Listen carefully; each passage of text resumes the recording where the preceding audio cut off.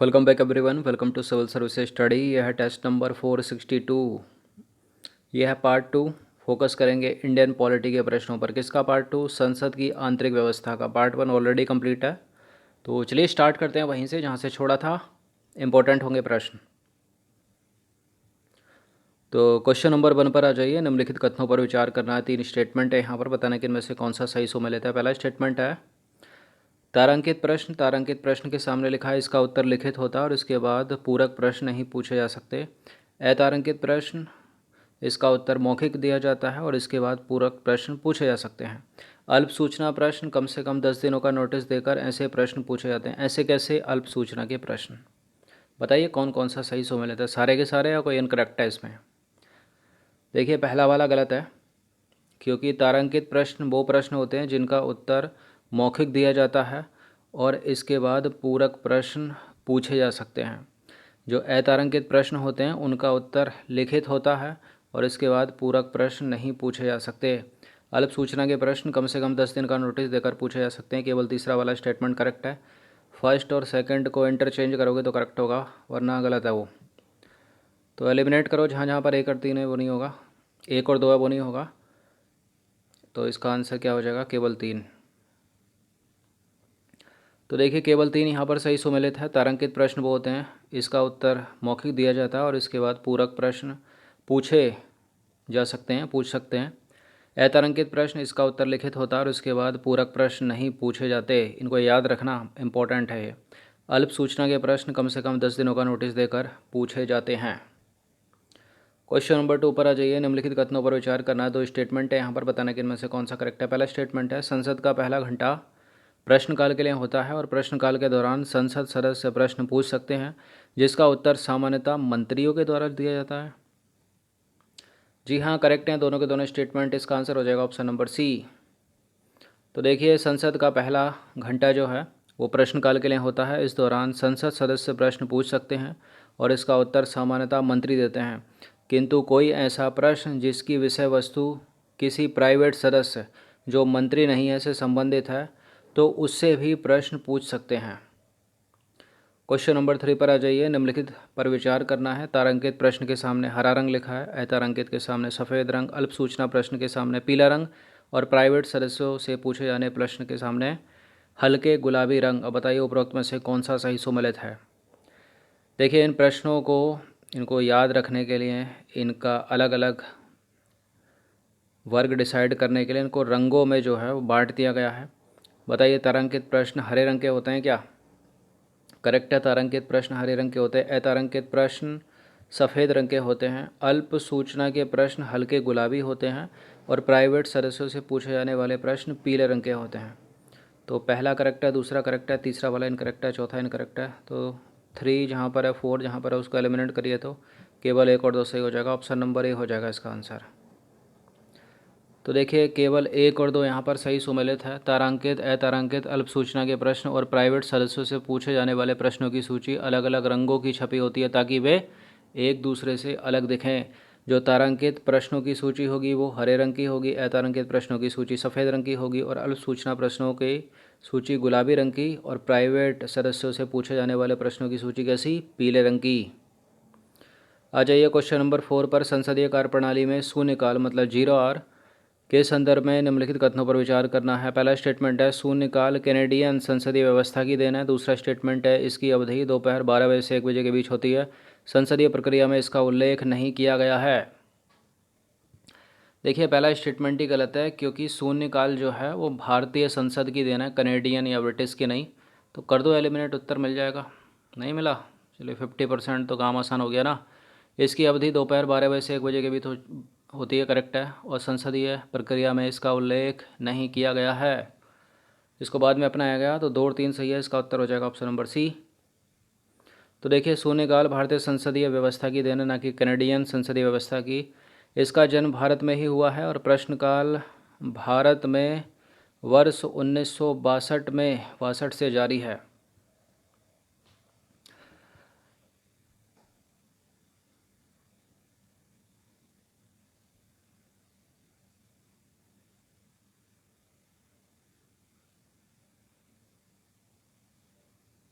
देखिए इसकी अवधि अधिक से अधिक 1 घंटे की होती है और प्रश्नकाल के तुरंत बाद जो है शून्यकाल होता है, जिसकी अवधि दोपहर 12 बजे से 1 बजे के बीच होती है। राजनीतिक शब्दावली में शून्यकाल को प्रश्न उत्तर का सत्र कहते हैं, याद रखना।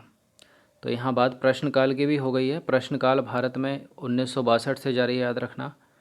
और इसकी अवधि 1 घंटे से अधिक की होती है, 1 घंटे की होती है, अधिक से अधिक 1 घंटे की होती है। और प्रश्नकाल के तुरंत बाद जो है शून्यकाल प्रारंभ होता है, जिसकी अवधि होती है 12 बजे से 1 बजे तक। और राजनीतिक शब्दावली में शून्यकाल को प्रश्न उत्तर का सत्र कहते हैं, ये भी याद रखना पड़ेगा आपको। क्वेश्चन नंबर 5 पर आ जाइए। संसद के स्थगन प्रस्ताव के संदर्भ में निम्नलिखित कथनों पर विचार करना। 3 स्टेटमेंट है यहाँ पर, बताना कि इनमें से कौन सा करेक्ट है। पहला स्टेटमेंट है, यह एक निंदा प्रस्ताव है। स्थगन प्रस्ताव एक निंदा प्रस्ताव है और इसके द्वारा सरकार की विशिष्ट नीति की आलोचना की जाती है और इस प्रस्ताव को लाने के लिए 100 सदस्यों के समर्थन की आवश्यकता होती है। करेक्ट है पहला स्टेटमेंट, स्थगन प्रस्ताव एक निंदा प्रस्ताव है और इसके द्वारा सरकार की विशिष्ट नीति की आलोचना की जाती है। इस प्रस्ताव को लाने के लिए 100 सदस्यों की नहीं 50 सदस्यों के समर्थन की आवश्यकता होती है, जैसे होती है किसमें, थर्ड को एलिमिनेट कर दीजिए, जैसे होती है लोक अविश्वास प्रस्ताव में जो लोकसभा में आता है। तो देखिए यह एक निंदा प्रस्ताव है, इसके द्वारा सरकार की विशिष्ट नीति की आलोचना की जाती है। इस प्रस्ताव, यह जो प्रस्ताव है मंत्रिमंडल पर नियंत्रण का एक महत्वपूर्ण साधन है और इस प्रस्ताव को लाने के लिए 50 सदस्यों के समर्थन की आवश्यकता होती है। इसे लोकसभा एवं राज्यसभा दोनों में पेश किया जा सकता है, याद रखिएगा, और सदन का कोई भी सदस्य इस प्रस्ताव को पेश कर सकता है। क्वेश्चन नंबर 6 पर आ जाइए। सूची 1 को सूची 2 के साथ सम्मिलित करना। सूची 1 में प्रस्ताव है और सूची 2 में है क्या, संबंधित तथ्य। कटौती प्रस्ताव, ध्यानाकर्षण प्रस्ताव, विशेषाधिकार प्रस्ताव और स्थगन प्रस्ताव। अब बताइए कौन सा किससे सम्मिलित करें। देखिए कटौती प्रस्ताव जो है वो किस में आएगा, जहाँ पर कटौती की बात होगी। बजट प्रस्तावों पर खर्चे को कम करने के लिए, और किसी में क्या ऐसा कुछ, उस समय से पूर्व सदन को स्थगित करने के लिए स्थगन प्रस्ताव हो गया, तो डी का 4 हो जाएगा, ए का हो जाएगा 3। और अत्यावश्यक सार्वजनिक महत्व के मामलों पर मंत्रियों का ध्यान आकर्षित करने के लिए हो गया ध्यानाकर्षण प्रस्ताव। और विशेषाधिकार प्रस्ताव क्या हो गया, मंत्रियों द्वारा दिए गए गलत या अपूर्ण उत्तर की ओर लोकसभा अध्यक्ष का ध्यान आकर्षित करना। ये तो दोनों एक चीज़ हो रही है, दोनों में ध्यान आकर्षित हो रहा है, तो कौन सा करेक्ट करें, कौन सा करेक्ट हो जाएगा। ए का तो 3 हो गया और डी का हो गया 4। तो या तो अपना आंसर क्या होगा, सी डी तो हो नहीं सकता, इन दोनों में से एक होगा। तो करेक्ट उत्तर क्या है, देखिए ध्यानाकर्षण प्रस्ताव लगेगा ऑप्शन नंबर ए से, मतलब सही लगाया है वैसे तो। अत्यधिक सार्वजनिक महत्व के मामलों पर मंत्रियों का ध्यान आकर्षित करना है ध्यान आकर्षण प्रस्ताव, तो इसका आंसर क्या हो जाएगा, ऑप्शन नंबर ए। तो देखिए कटौती प्रस्ताव बजट प्रस्तावों पर खर्चे को कम करने का प्रस्ताव है ये। ध्यानाकर्षण प्रस्ताव, संसद का कोई सदस्य सदन के पीठासीन अधिकारी की अग्रिम अनुमति से किसी मंत्री का ध्यान अविलंबनीय लोक महत्व के मामले पर आकर्षित कर सकता है और यह भारत की देन है और 1954 में अस्तित्व में आया और संसदीय प्रक्रिया के नियमों में इसका जो है उल्लेख है। कोई अब आगे देखिए, विशेषाधिकार प्रस्ताव में इसे संसद का कोई भी सदस्य पेश कर सकता है और इसमें मंत्रियों द्वारा दिए गए गलत या अपूर्ण उत्तर की ओर लोकसभा अध्यक्ष का ध्यान आकर्षित करना होता है। इसका उद्देश्य संबंधित मंत्रियों की निंदा करना है। बात करें स्थगन प्रस्ताव की, तो किसी अविलंबनीय लोक महत्व के मामले पर सदन में चर्चा के लिए, सदन की कार्यवाही को स्थगित करने के लिए और इसके द्वारा समय से पूर्व सदन को स्थगन हो जाता है। किसमें, स्थगन प्रस्ताव में। तो चारों के चारों हो गए,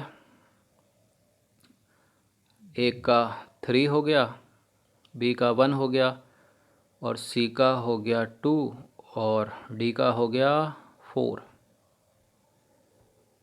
क्वेश्चन नंबर 7 पर आ जाइए। क्वेश्चन नंबर 7 है, संसद के स्थगन प्रस्ताव का क्या लक्ष्य है। 4 ऑप्शन है यहाँ पर। तो यह अभी तो बताया था, संसद के स्थगन प्रस्ताव का क्या लक्ष्य है। इसमें मंत्रियों से सूचना एकत्र करना नहीं, सरकार का विघटन करना नहीं, बजट प्रस्तावों में कटौती करना भी नहीं है, सरकार की किसी विशेष नीति की आलोचना करना, ऑप्शन नंबर बी। तो देखिए स्थगन प्रस्ताव एक निंदा प्रस्ताव है जिसके द्वारा सरकार की किसी विशिष्ट नीति की आलोचना की जाती है। यह प्रस्ताव मंत्रिमंडल पर नियंत्रण रखने का एक महत्वपूर्ण साधन है। क्वेश्चन नंबर 8 पर आ जाइए। ध्यानाकर्षण प्रस्ताव से रिलेटेड निम्नलिखित में से कौन सा करेक्ट है।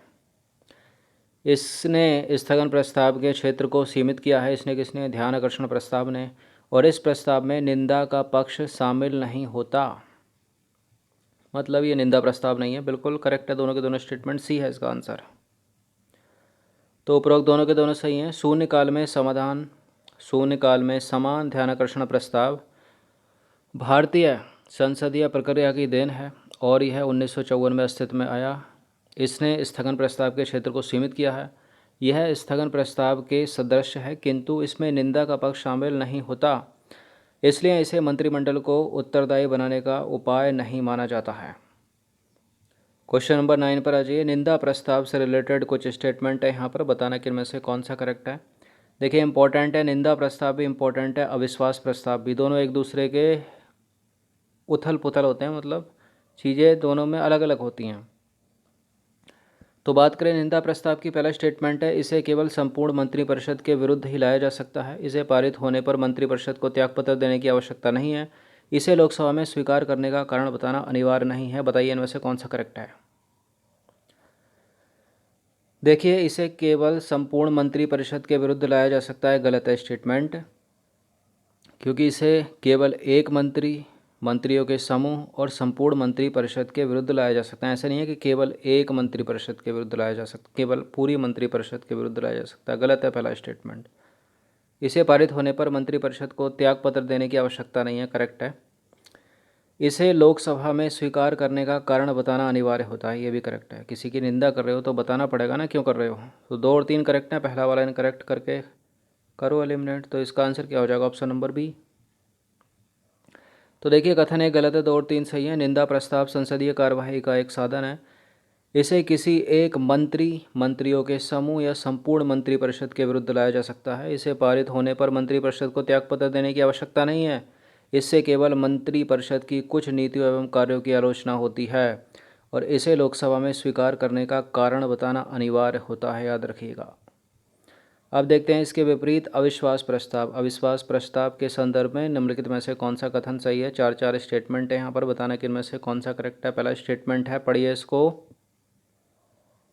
देखिए अविश्वास प्रस्ताव इसे किसी एक मंत्रियों के समूह या संपूर्ण मंत्रिपरिषद के विरुद्ध लाया जा सकता है। दूसरा स्टेटमेंट है, इसे लोकसभा में पारित होने पर मंत्रिपरिषद को त्यागपत्र देना आवश्यक नहीं है, अपितु इससे सिर्फ सरकार की कुछ नीतियों एवं कार्यों की आलोचना होती है। इसे लोकसभा में स्वीकार करने का कारण बताना अनिवार्य नहीं है और इस प्रस्ताव के समर्थन में कम से कम 100 सदस्यों की सहमति अनिवार्य होती है। कौन सा एक सही है इसमें, मतलब कौन सा इन चारों में से सही है? देखिए मज़े की बात यह है, इन चारों में से एक सही है केवल। कौन सा है वो? अब ऑप्शन में तो मिल गया होगा आपको आंसर, केवल 3। चलिए एक एक करके उड़ाते हैं इनको। तो इसे किसी एक गलत है, मंत्रियों के समूह गलत है। इसको जो है ना विश्वास प्रस्ताव को संपूर्ण मंत्रिपरिषद के विरुद्ध लाया जाता है, इसलिए गलत है पहला स्टेटमेंट। इसे लोकसभा में पारित होने पर मंत्रिपरिषद को त्यागपत्र देना पड़ता है। इसे लोकसभा में स्वीकार करने का कारण बताना आवश्यक नहीं है, ये करेक्ट है, लेकिन निंदा प्रस्ताव में आवश्यक था। इस प्रस्ताव के समर्थन के लिए कम से कम 100 सदस्यों की नहीं 50 सदस्यों के समर्थन की आवश्यकता होती है, ये भी गलत है। और इसे केवल लोकसभा में लाया जाता है। और मज़े की बात यह है कि भारत के संविधान के किसी भी अनुच्छेद में इसका प्रावधान है ही नहीं, जैसे शून्यकाल का नहीं है। तो केवल तीसरा वाला करेक्ट है, इसका आंसर हो जाएगा ऑप्शन नंबर बी। तो केवल 3 कथन सत्य है। संविधान के अनुच्छेद 75(3) में उपबंध है कि मंत्रिपरिषद सामूहिक रूप से लोकसभा के प्रति उत्तरदायी होगी और मंत्रिपरिषद तभी तक बनी रहेगी जब तक कि लोकसभा में उसे बहुमत प्राप्त है। अतः इसे सिर्फ संपूर्ण मंत्रिपरिषद के विरुद्ध लोकसभा के विश्वास में निर्धारण हेतु लाया जाता है। अविश्वास प्रस्ताव को लोकसभा में स्वीकार करने का कारण बताना आवश्यक नहीं होता और लोकसभा में पारित होने का अर्थ है कि मंत्रिपरिषद का लोकसभा में बहुमत नहीं है, उसने लोकसभा में विश्वास जो है वो खो दिया है। ऐसी स्थिति में मंत्रिपरिषद को त्यागपत्र देना पड़ेगा।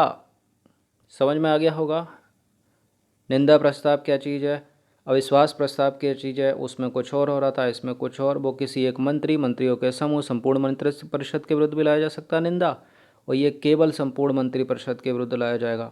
निंदा प्रस्ताव में त्यागपत्र देने की आवश्यकता नहीं है, लेकिन यहाँ सरकार को त्यागपत्र देना पड़ेगा। वहाँ कारण बताना अनिवार्य है, यहाँ कारण बताना अनिवार्य नहीं है। क्वेश्चन नंबर 11 पर आ जाइए। धन्यवाद प्रस्ताव के संदर्भ में निम्नलिखित में से कौन सा कथन गलत है? चार स्टेटमेंट है धन्यवाद प्रस्ताव के संदर्भ में। पहला स्टेटमेंट है, इसके द्वारा भारत का राष्ट्रपति प्रत्येक आम चुनाव के पहले सत्र और वित्तीय वर्ष के पहले सत्र में सदन को संबोधित करता है। यह प्रस्ताव सदन के सदस्यों को सरकार एवं प्रशासन की आलोचना के अवसर उपलब्ध कराता है।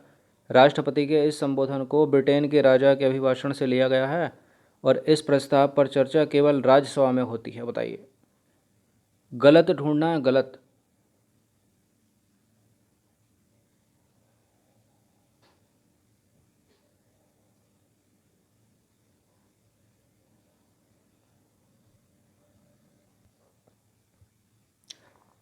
तो बताइए कौन सा गलत है। देखिए, करेक्ट है पहला स्टेटमेंट, करेक्ट है दूसरा वाला स्टेटमेंट, करेक्ट है तीसरा वाला स्टेटमेंट, ये चौथा वाला गलत है, क्योंकि इस प्रस्ताव पर चर्चा ऐसा नहीं है केवल राज्यसभा में होगी, लोकसभा में भी हो सकती है, राज्यसभा में हो सकती है। तो केवल 4 यहाँ पर गलत है, सी है इसका आंसर। तो देखिए, धन्यवाद प्रस्ताव के द्वारा भारत के राष्ट्रपति जो हैं वो प्रत्येक आम चुनाव के पहले सत्र और वित्तीय वर्ष के पहले सत्र में सदन को संबोधित करते हैं और अपने संबोधन में राष्ट्रपति पूर्ववर्ती वर्ष और आने वाले वर्ष में सरकार की नीतियों एवं योजनाओं का खाका खींचते हैं। अब देखिए, यह प्रस्ताव सदन में सदस्यों को चर्चा एवं वाद विवाद के मुद्दे उठाने, त्रुटियों एवं कमियों हेतु सरकार एवं प्रशासन की आलोचना का अवसर उपलब्ध कराते हैं। अब देखिए, लोकसभा राज्यसभा दोनों है इसमें। यह प्रस्ताव जो है सदन में सदस्यों को चर्चा एवं वाद विवाद के मुद्दे उठाने और त्रुटियों एवं कमियों हेतु सरकार एवं प्रशासन की आलोचना का अवसर उपलब्ध कराता है और सदन के दोनों सदनों में इस प्रस्ताव पर चर्चा होती है। सदन के दोनों सदनों में इस प्रस्ताव पर चर्चा होती है। बहस के बाद प्रस्ताव को मत विभाजन के लिए रखा जाता है और इस प्रस्ताव का सदन में पारित होना आवश्यक है, नहीं तो इसका अर्थ सरकार की पराजय मानी जाएगी। इसका भी, धन्यवाद प्रस्ताव का भी, और अविश्वास तो है ही है, और एक विश्वास प्रस्ताव भी होता है। क्वेश्चन नंबर 12 पर आ जाइए। तो विश्वास प्रस्ताव क्या है? विश्वास प्रस्ताव को पारित करना पड़ेगा तभी सरकार बनी रहेगी। अविश्वास प्रस्ताव पारित हो गया तो सरकार गिर जाएगी। और ये क्या था? धन्यवाद प्रस्ताव, इसको जो है इसका भी पारित होना आवश्यक है, नहीं तो जो है सरकार की पराजय मानी जाती है। तो विश्वास प्रस्ताव और धन्यवाद प्रस्ताव एक जैसे हो गए और विपरीत हो गया इनके क्या? अविश्वास प्रस्ताव। क्वेश्चन नंबर 12 पर आ जाइए। संसदीय कार्यप्रणाली के अनुसार गिलोटिन का अर्थ क्या है? गिलोटिन का अर्थ है कि लोकसभा अध्यक्ष क्या करे इनमें से? किसी सदस्य को दुर्व्यवहार के लिए सदन से निष्कासित करता है, गलत है। समय समाप्त होने पर वह सदन को स्थगित कर देता है, ये भी नहीं है। किसी प्रस्ताव पर मतदान की अनुमति नहीं देता है, ये भी नहीं है। क्या है फिर? गिलोटिन का अर्थ है कि लोकसभा अध्यक्ष जारी कार्य को रोककर सदन के समक्ष किसी विषय को मतदान के लिए रखता है, इसको बोलते हैं गिलोटिन। तो देखिए, सदन में बजट पारित होने की प्रक्रिया के दौरान कार्य मंत्रणा समिति किसी विशेष मांग को और बजट सहित अनुदानों की सब मांगों को स्वीकृत करने के लिए समय सीमा निर्धारित करती है। जैसे ही समय सीमा समाप्त हो जाती है उस समय चर्चा के समापन की प्रक्रिया लागू की जाती है और मांग मतदान के लिए रख दी जाती है, चाहे उस पर चर्चा हुई हो या ना हुई हो। इसी प्रक्रिया को बोलते हैं गिलोटिन। तो ये 12 प्रश्न थे इम्पोर्टेंट। ये पार्ट 2 था उसका, अच्छे से इसका रिवीजन कर लेना। इंडियन पॉलिटी के प्रश्न हैं। धन्यवाद।